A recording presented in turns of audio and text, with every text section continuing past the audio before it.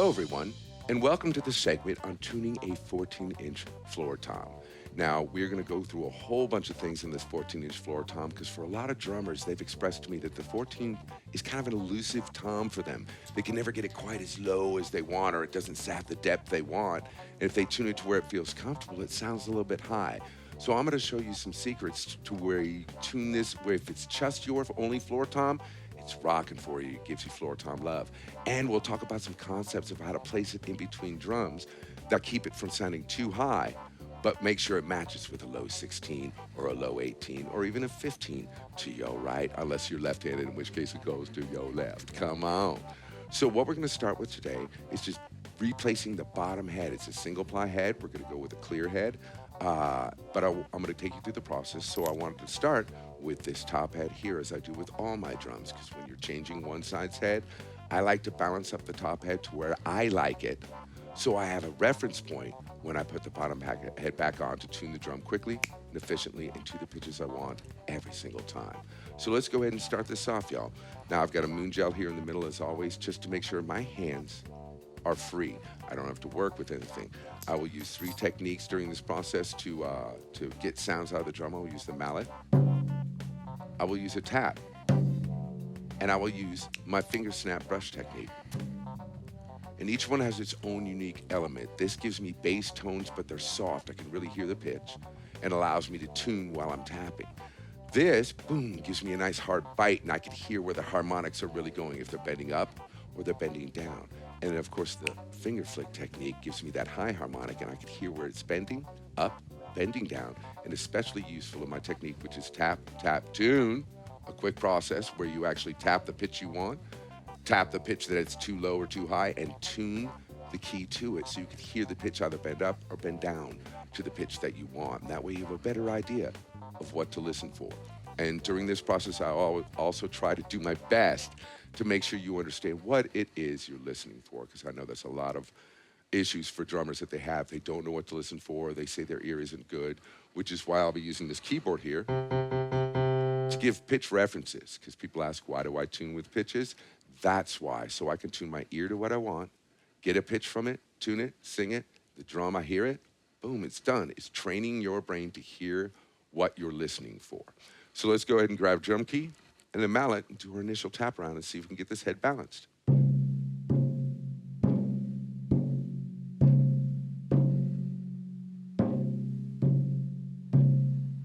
Now I'm going to do that around one more time to double check what I hear. But what I hear is, here's a pitch. Then here's another pitch. Now I can hear that one's distinctly higher. That one's high. That one's very low. Sounding good. And that's the pitch I want. And these are a little bit high to it because it's been sitting in the room overnight. So I'm going to adjust to this pitch. Now people often ask me, man, what pitch should you go for? And you just saw me, a professional tech, go around the drum and listen to all of them before I do a single thing. So I could see who's high, who's low. Then I grab my pitch reference and see who's telling me the truth about where they are. So we're going to grab this C.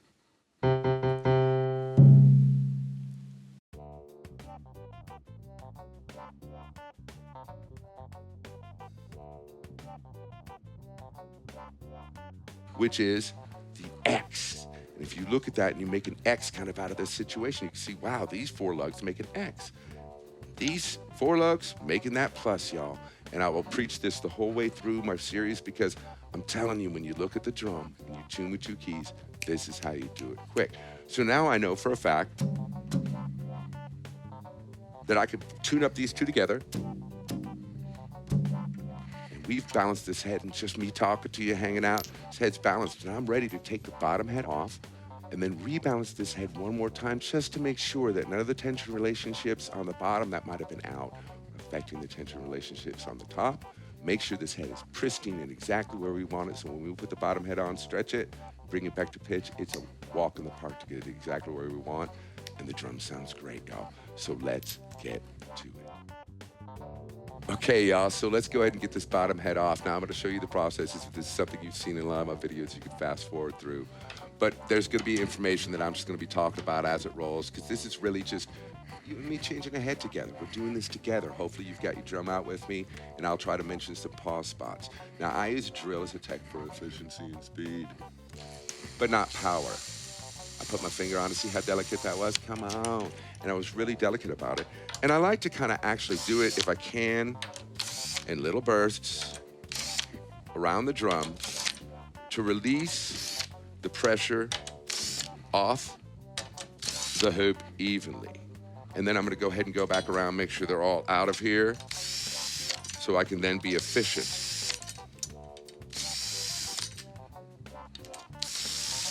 Come on. And then we done.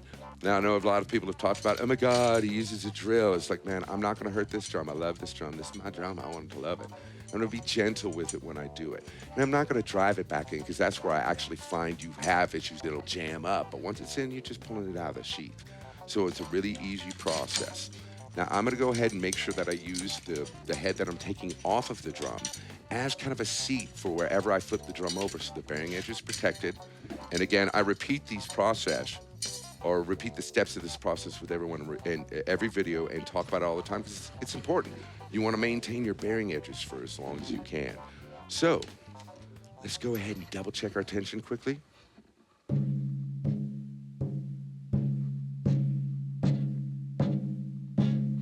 Now this is great, because I actually have an every other one pattern that's in the shape of either the plus or X, so let's see where we're at. Now this side, so I'm gonna flip this drum around so I'm actually playing it the way I play it. And I can really think about this mentally, just like I mentioned earlier. So that actually is a C sharp. And if I want to bring this down to a C so we can talk about that low as we can go philosophy, I'm gonna have to do a little tuning. However, let's see where the rest of it is.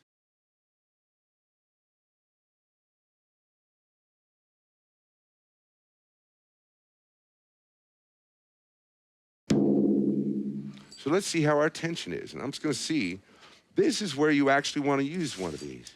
After you've worked it a little bit, after you've kind of brought it together and made it go, hey, we're all one family. Because then you can kind of see what little areas might have some tension that's off. Now this drum head is still a little tense off, but it's singing in a certain way, and that usually is an indication that the head's, it's about time to replace that head. So we got a 70 pretty much all the way around, except in a few spots. So instead of going crazy with it, yep, we're basically at a 70. Now, hey, I have a lot of tension there. Just a bit above a 70, so it's probably that tension rod. Got a 70 there. And a little bit of tension here. Let's look at the one across. That's a 70. So if you use a drum dial, and you come across where almost all of them are the same, and then there's one that's really off, one a little off, work those together, because I'm gonna go ahead and trust that dial just a touch, give it a little love up, and those were baby moves. Let's see what it gave me. We're just matching it out, y'all. 70, 70-ish. Yep, that's a 70. So I can see that round the bend over here, these two guys are still a little tight.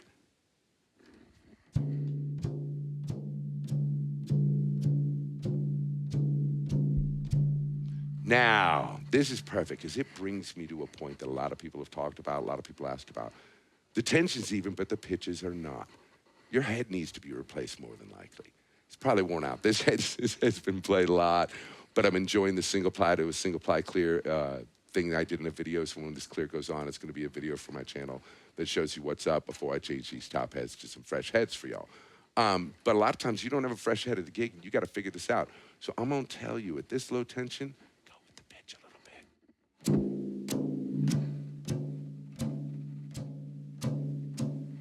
I can hear these two actually pitch out.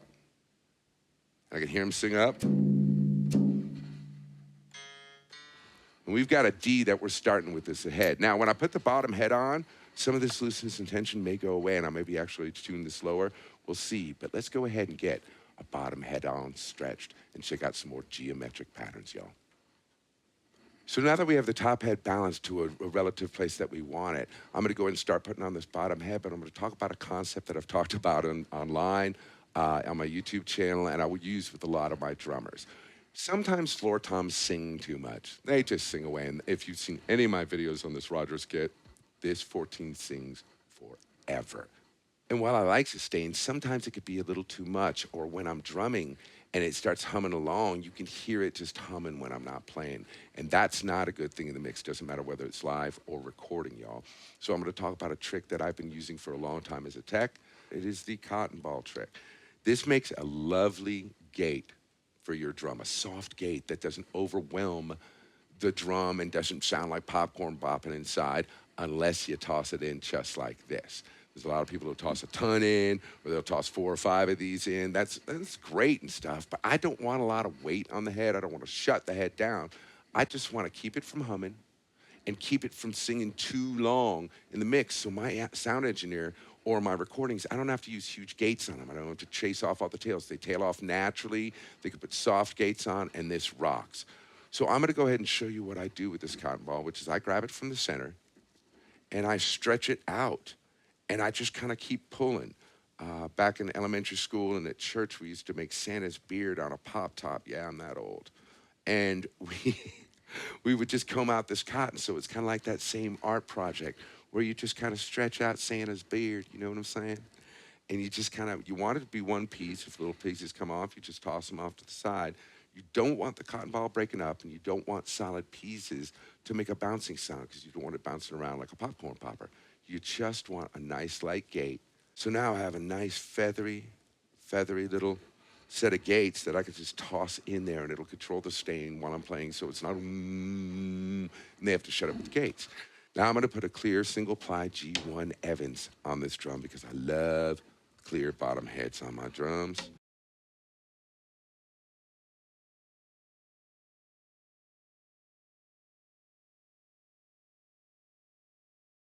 Now, we're gonna go into some hand stretching procedures in case you gotta do a session that day or you've gotta go play the show that night. That's what I'll do. I'll put a little hefty stretch on, let it sit as long as I can, because I can't afford for this drum to go out of tune in the middle of the show. However, for extending the life of your heads, as a local drummer or regional drummer where you're not playing this tonight, you got a little time to shed it out a little bit, don't go too tabletop tight.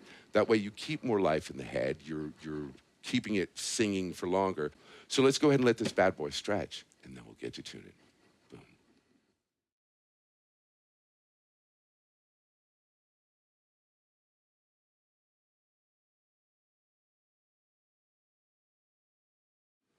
And of course, it's no fun if I don't hit it just a few times first. Ooh. That sounds good. And while we have a little fine tuning to do with this worn out top head, I could tell you 2 things. When we started this, the D was barely holding on. Now that I got cross tension, this D feels a little bit high. So we're gonna do it here, play it, and then bring it down so you can see how you can bring this down as low as you can go and make this 14-inch floor tom rock in a way your 14 never has before. Come on, y'all, to the kit. All right, y'all, so now we're back at the kit, and I'm gonna be checking out this 14 that's tuned a little bit high, D to a G. It's a perfect 4th, D is tonic, G is a perfect 4th above, and it's got a great sound to it. Now, this is a tuning I would use if I had the 14 set either high for jazz or in between a 16 and say a 13 or a 12. Now, I have this 12 still at the traditional G to B major 3rd that I had when we started this series. And we get almost a perfect 4th. But this drum's a little bit higher, so it's somewhere between the 4th and the 3rd, and it gets a nice tone. And so I'm gonna go ahead and play the kit and let you hear this, and then we're gonna tune this to a major 3rd C to E, get a true perfect 5th between the two, and you can see how interval tuning works, not only between drums that are tuned to the same intervals, but sometimes it's a great option to have one at a 3rd, one at a 4th, to get the sounds you want.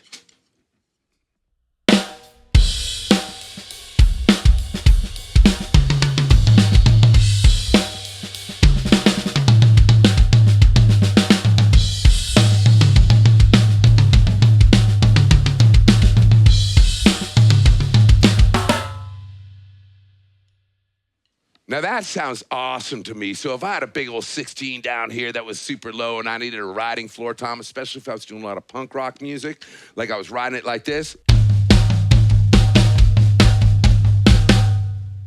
I would probably choose something about this high, and while normally I do a major third, the cool thing about the fourth is it gives a little bit more bite to the drum, kind of throws it up in the microphone, so it makes it more aggressive at a higher tuning, which allows you to keep this top head a little bit lower without having to go so low that it conflicts with the 16 to your right or the 18 or 15 to your right, but it also doesn't conflict with it going too low that it goes out of tune. It stays in tune during the show.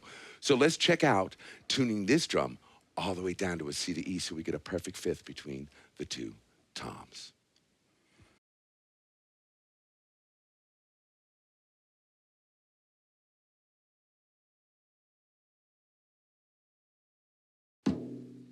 Do, re, mi, re, do. Awesome, y'all. Now, it took a little time, but it was worth it, because, again, you want that low rock sound, and you got this head barely hanging on. You better make sure that tension is even, or it's going to come undone in the middle of the show. You're going to destroy the head, and you're not going to like what you get. But you keep it locked on like this with that tension relationship, and it's going to rock for the show. So let's get this on the kit and compare it and see what it sounds like now to have a perfect fifth between the G and the B and the C and the E. Loving it, y'all. Let's get it on. All right, y'all, so now the moment of truth. I have taken the time to meticulously tune this from a C to an E about as low as it can go. And that 14 is warm and got some attack. So this is a great solution for people who have a 14 who want to get a lot of bottom end to it. Now this 12 is turned G to B. So the goal here was to have a perfect fifth, because that's one of my favorite intervals between a 12 and a 16, but I'm making it happen between a 12 and a 14, y'all. So let's check it out. I should be able to play my girl.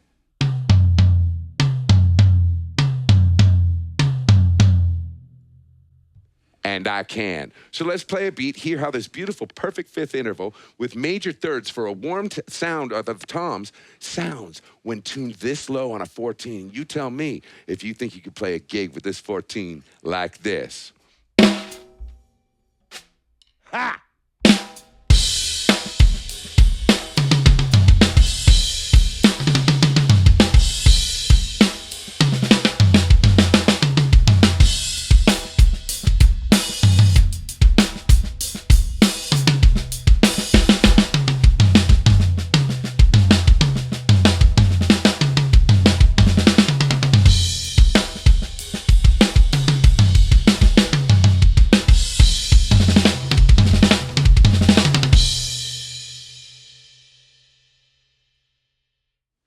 Okay, that was awesome, y'all. First of all, this interval sounds amazing. So again, people ask me, what's good between a 13, 16? What's good between a 12, 16, or maybe a 12, 14? If you can get this 14 to go this low, perfect fifth. If you can't, try a perfect fourth between your 12 and your 14, or a perfect fourth between your 13 and 16, or sometimes even a perfect fifth. It's a great musical kind of interval that works well in almost any kind of music. So I hope you enjoyed this tom tuning series. I hope you've learned some things about tuning a 14, reheading it, tuning it to the pitches you want. And about the last thing we're going to do is flip the tuning on these. But first, I'm going to drum them out a little bit, because this is just awesome, y'all. Stick around and check out the flip of these tom tunings.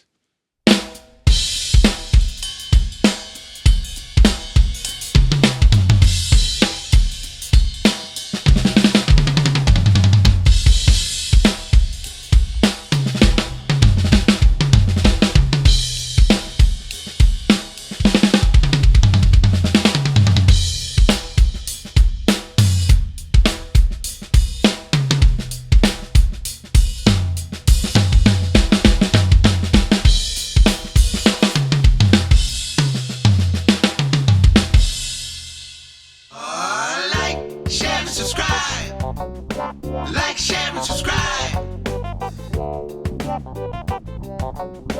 Like, share, and subscribe. Like, share, subscribe. Like, share, and subscribe.